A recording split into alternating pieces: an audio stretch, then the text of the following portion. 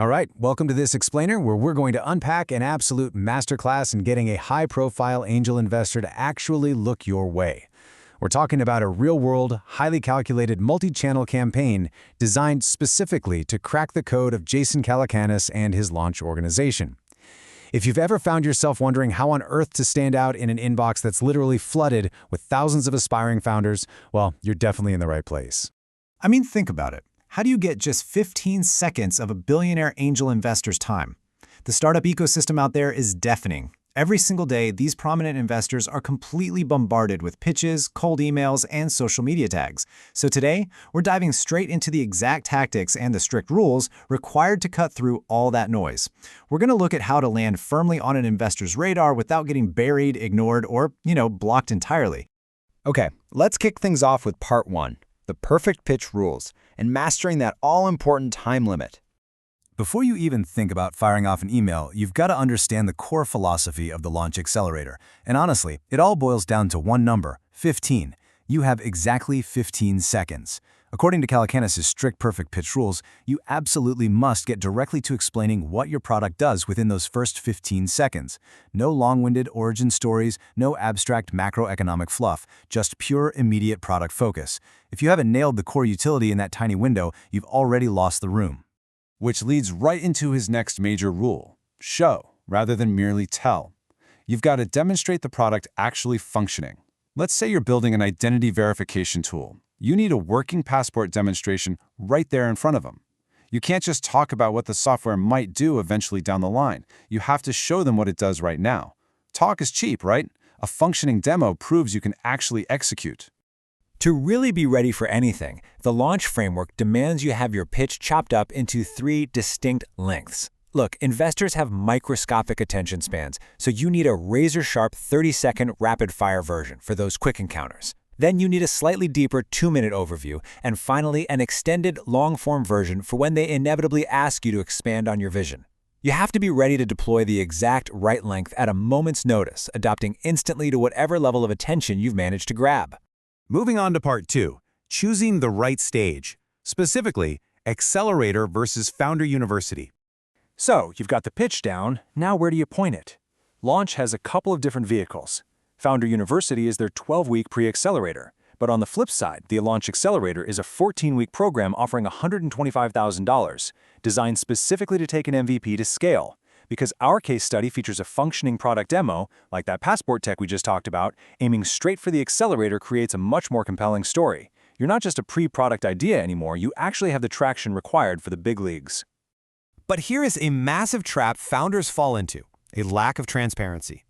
It is absolutely critical for founder market fit that you are completely honest about your current traction.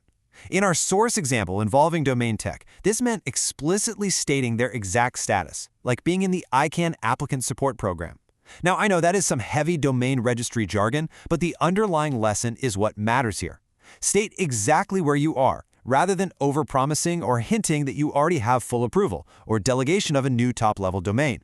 Investors verify everything. Absolute transparency builds immediate trust, and that is the bedrock of any successful pitch. All right, part 3, the multi-channel doorbell, or precision strategic outreach. So you've got the pitch, you're transparent, you're targeting the right program. How do you actually deliver this without looking like a total spammer? You use what we call the multi-channel doorbell. It starts with strategic humor. You begin by commenting on the investor's content. In this playbook, that means targeting the newest episode of Calacanis' podcast, This Week in Startups. Say, an episode about how a company faked AI. You leave a comment with a real SNL Joe Rogan CEO roast vibe. Basically, you make a wry, self-deprecating joke roasting yourself and the tech industry, but you get to your product quickly. And the golden rule? Let that joke stand entirely on its own.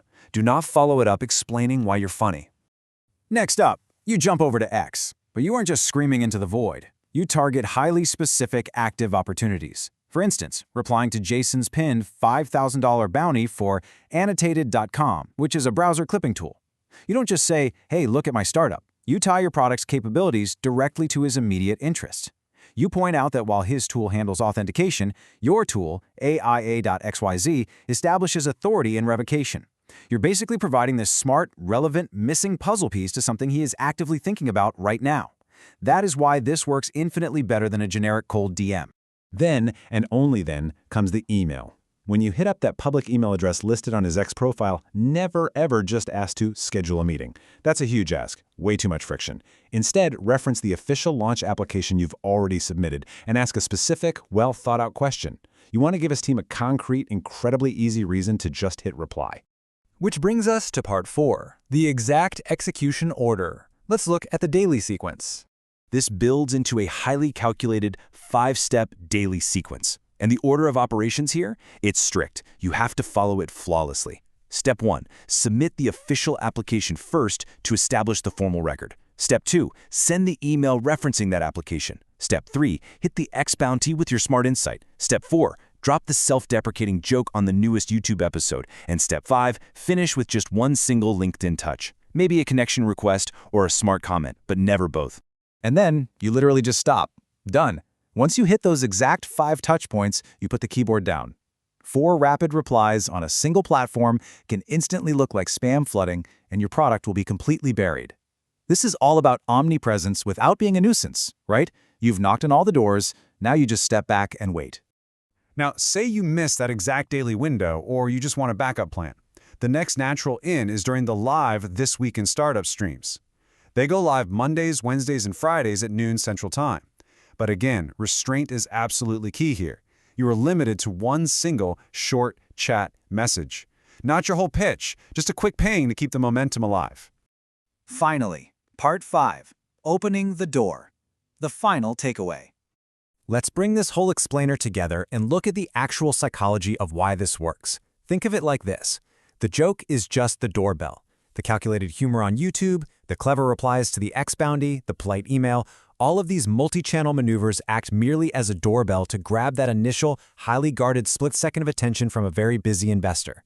Because ultimately, and this is a brilliant quote from the playbook, the application, demonstration, and founder market fit are what makes somebody actually open the door.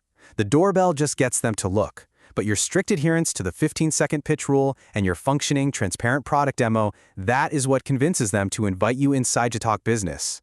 So you've really got to ask yourself a hard question before you begin any of this. Once you've engineered the perfect multi-channel outreach and you've successfully rung the doorbell, is your 15-second product demonstration genuinely strong enough to make a billionaire invite you inside? If it isn't, you need to go back to the product. But if it is, well, you now have the exact playbook to make sure they see it. Thanks for tuning into this explainer, and happy building.